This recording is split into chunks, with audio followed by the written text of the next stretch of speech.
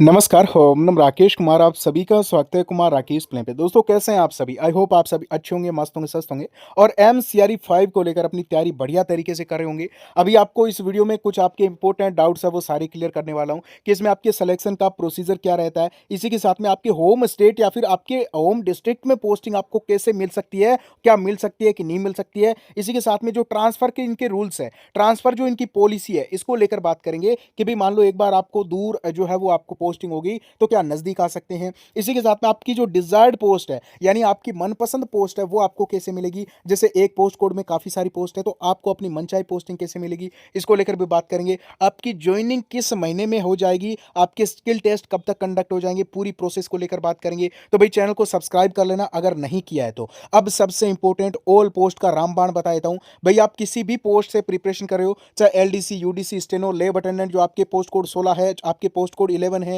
Post code 20 है, इसी के साथ में पोस्ट कोड 17 वगैरह है, हॉस्पिटल अटेंडेंट है, लैब टेक्नीशियन है, हॉस्टल वार्डन है, फार्मासिस्ट, एसएनओ, बाकी अदर जितनी पोस्ट है। हमने आपको यहाँ पे 10,000 क्वेश्चंस की टेस्ट सीरीज प्लस में आपको बुकलेट दी है, ठीक है ना। बुकलेट परचेज करते हो, टेस्ट सीरीज फ्री में ऐड हो जाएगी और बहुत ही कम प्राइस में। डायरेक्टली सिलेक्शन का रामबाण है ऑल पोस्ट के लिए। PYQ based 100% exam oriented real exam papers आपको देखने को मिलेंगे। डायरेक्टली इनडायरेक्टली क्वेश्चन तो आपके एग्जामिनेशन में देखने को मिलेंगे ही। तो कम टाइम बचा है आपके पास में, इस टाइम में सेल्फ स्टडी करिएगा और ज़्यादा से ज़्यादा जितनी टेस्ट सीरीज लगा सकते हो, जितने क्वेश्चंस पढ़ सकते हो बुकलेट से पढ़ लेना। आपके लिए रामबाण है, अभी बोल रहा हूं, और जब एग्जाम हो तब देख लेना। यहां पे अगर हम बात करें आपके सिलेक्शन प्रोसीजर का क्या चलता है इनका, तो सबसे पहले एक इंपॉर्टेंट चीज बताना चाहूं, एमसीआरई में सुपर फास्ट आपका सिलेक्शन प्रोसीजर चलता है। यानी हर साल वैकेंसी देखने को मिलती है, कई बार 2 बार भी देखने को मिल जाती है। बाकी अगर हम यहाँ पे बात करें तो देखिए, सीआरई 1 से लेकर सीआरई 4 का जो इनका ट्रेंड चलता है उसके अकॉर्डिंग देखिए। अभी आपको उसी अकॉर्डिंग इसी ट्रेंड के अकॉर्डिंग आपको बताता हूं कि सीआरई 5 में जो पैटर्न फॉलो होगा वो किस टाइप से होगा। देखिए, फॉर्म आपके 3 जुलाई तक भरे जा रहे हैं। एग्जाम डेट 25 से 27 जुलाई इन्होंने दे दी है, बहुत ही कम टाइम बचा है। रिजल्ट आपका अगस्त एंड तक आपको देखने को मिल जाएगा, हो सकता है पहले भी आ जाए। बाकी मतलब आपके 1 मंथ आप हाईएस्ट लेके चलिए, इतने में ये रिजल्ट दे देते हैं, ठीक है ना। अगस्त एंड में रिजल्ट आएगा। उसके बाद में आपके स्किल टेस्ट की बात करें तो सितंबर में आपका यहाँ पे स्किल टेस्ट कंडक्ट करवा लिया जाएगा। नोट करें, सितंबर में स्किल टेस्ट हो जाएगा, इस चीज़ को भी आप ध्यान में रखें। उसके बाद में आपके डीवी की जो प्रोसेस है वो अक्टूबर में कंडक्ट हो जाएगी। उसके बाद में ज्वाइनिंग की बात करें, ज्वाइनिंग में कितना टाइम लगाएंगे, तो ज्वाइनिंग में आपके थोड़ा सा किसी पोस्ट में जल्दी, किसी पोस्ट में लेट थोड़ा बहुत हो सकता है। बाकी आपको नवंबर दिसंबर में मैक्सिमम पोस्ट को दिसंबर तक जो है वो ज्वाइनिंग देके फ्री कर देंगे, ठीक है ना।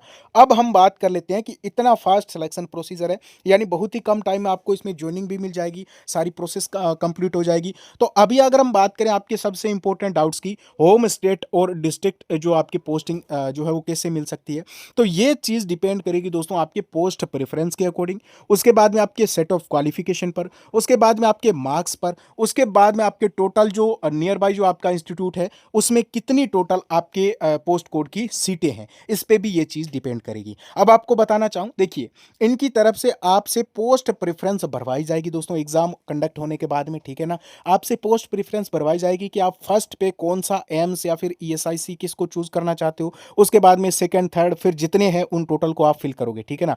अब आपके अगर मार्क्स ज़्यादा हैं तो फिर आपने जो फर्स्ट में भरा है ना वो आपको मिल जाएगा, 100% मिल जाएगा, ठीक है ना।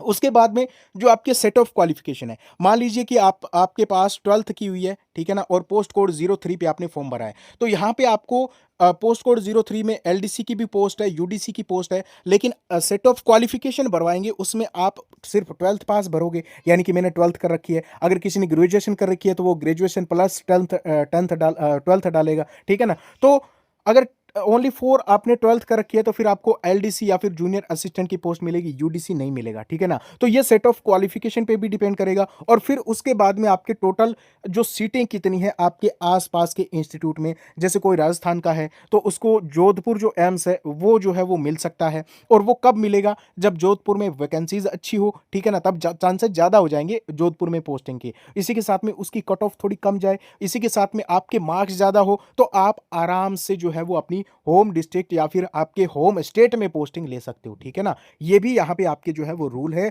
और यहाँ पे अगर हम बात करें होम डिस्ट्रिक्ट की, ठीक है, होम स्टेट की, तो होम स्टेट में आप 100% जो है वो पोस्टिंग ले सकते हो, लेकिन पोस्टिंग एक ही बार होगी। ध्यान रखना यहाँ पे ट्रांसफर रूल्स काफ़ी यहाँ पे तगड़े हैं। आपको बताना चाहूँ एम्स जितने भी एम्स हैं ना दोस्तों, जैसे एम्स जोधपुर, भोपाल, रायपुर, दिल्ली, ये सब ऑटोनोमस बॉडीज़ है, ऑटोनोमस इंस्टीट्यूट है। यानी कि ये सब इन सब का अलग अपना एडमिनिस्ट्रेशन होता है। ऐसा नहीं है कि इन सब एम्स की जो है वो एक जो संस्था के पास में जो है वो क्या है, मतलब डोरी एक संस्था के पास में है, ऐसा नहीं होता है, ठीक है ना? यानी ये सारे संस्थान आपके अलग-अलग काम करते हैं, ठीक है ना? बाकी जैसे मान लीजिए इनमें कोई रूल है, कोई चीज़ें हैं, वो सारा तो एक ही होता है, लेकिन मतलब कुल मिला के कहने का मतलब है कि यहाँ पे जो स्टाफ काम करता है ना, वो मतलब उसी इंस्टीट्यूट के लिए भर्ती होता है, उसी संस्था के लिए भर्ती होता है, ठीक है ना?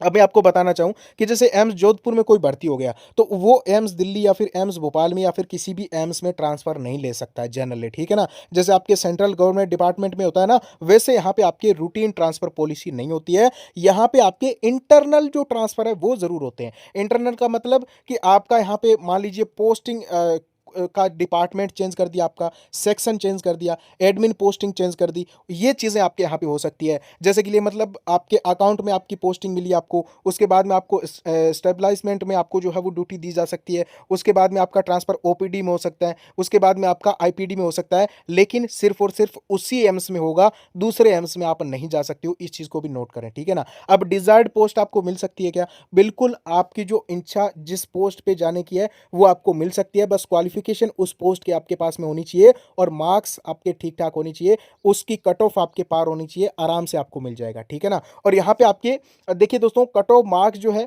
वो आपके जो है वो पूरे होने चाहिए उस पोस्ट के, आपको अपनी मनपसंद पोस्टिंग भी मिल जाएगी। तो अब अगर हम बात करें आपके सबसे इम्पोर्टेंट चीज़, ये सब चीज़ें तो तब होगी जब आपका इसमें सिलेक्शन होगा, और सिलेक्शन तभी होगा जब आप सही तरीके से सेल्फ स्टडी करोगे। सबसे इम्पोर्टेंट चीज़ मैं आपको बताना चाहूँ, बुक से स्टडी करिएगा इस टाइम में, ज़्यादा से ज़्यादा जो आपका सिलेबस है, जो डोमेन है, उसके ऊपर फोकस करिएगा। बाकी हमने जो टेस्ट सीरीज बुकलेट दी है वो ज़रूर लगाइए, क्योंकि इस टाइम में सबसे ज़्यादा आपके लिए हेल्प करने वाला एग्जामिनेशन में। आपको सही चीज़ बता रहा हूँ, यहाँ पे वीओडी कोर्स या फिर इनमें अगर आप अपना टाइम वेस्ट कर रहे हो तो अभी भी संभल जाओ, अच्छे तरीके से प्रिपरेशन कर लो। 1 महीने की बात है, 1 महीना भी नहीं बचा बहुत ज़्यादा, तो अभी आप अच्छे तरीके से प्रिपरेशन करिएगा। बाकी कोई डाउट है कमेंट करें। ओके, थैंक यू, नमस्कार।